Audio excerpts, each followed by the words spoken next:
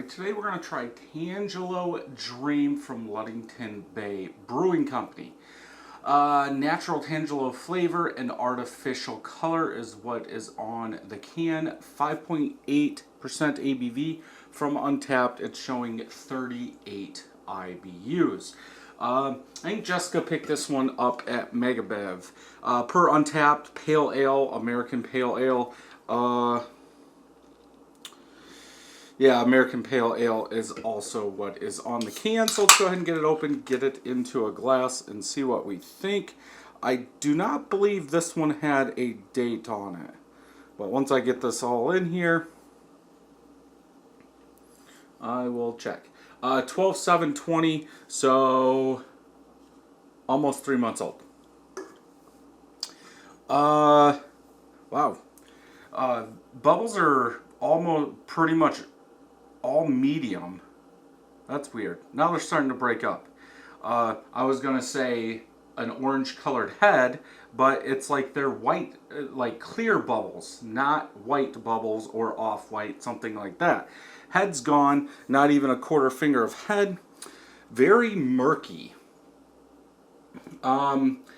Yellow, orangish, reddish, orange through the middle, but yellow orange on the sides. I don't know if you guys can see that or not, but yeah, it looks like all the center is the darkest, then the outside is a little lighter. Huh. Let's go ahead and smell. Very, very like orange, juicy, sweet smell. What's that stuff? What was that? Like orange tang? That's like what it smells like. It kind of smells like orange juice, like a fresh squeezed orange juice, but it's got like a touch of like maltiness to it.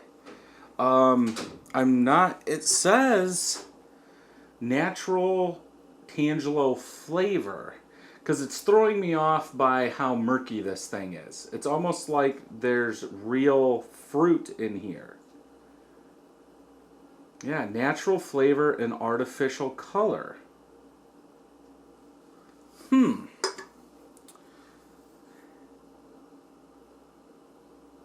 It kind of, there is kind of like a small vanilla vibe coming through, almost like a creamsicle in there.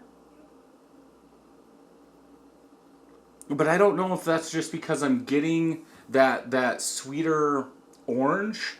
So my brain's like thinking, okay, it's kind of creamsicle-ish. But let's go ahead and taste.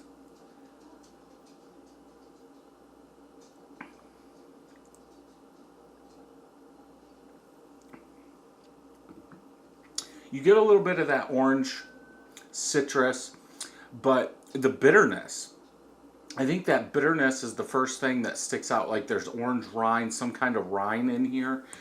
It does seem like that bitterness is from the front of the palate all the way to the back. But at the very beginning, you get a little sweeter orange mixed in there.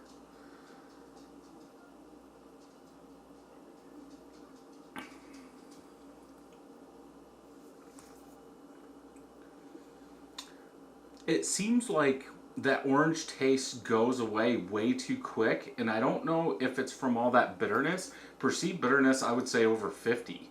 I mean, it is hanging around in my mouth just talking. Goes down pretty easy. I would say pushing medium, not there. Probably 3/4 of the way to medium. I think, for me, that bitterness doesn't match the rest of the taste. It's a little too bitter for a pale ale, in my opinion. Even though they're saying it's like 38 IBUs, perceived to me is a lot more. And I would rather go by that. This is more of like your standard West Coast IPA bitterness than a pale ale bitterness.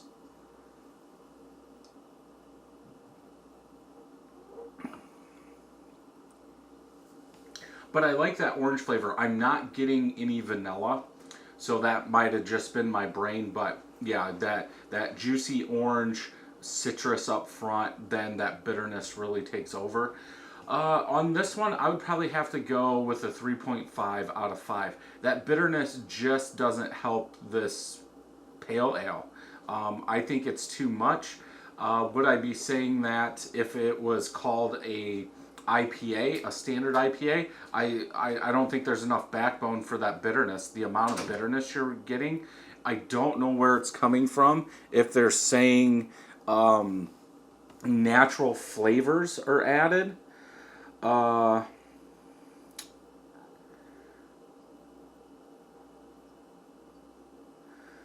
yeah. So yeah, so Untapped. Four of my friends have had this. 3.94 out of 5. Almost 3,000 people have checked it in. 3.72 out of 5. So I am under, maybe being 3 months old. That bitterness has creeped up. Let's see if anybody has said anything about it. Tastes like squirt. Definitely don't get that. Bitter. Very juicy.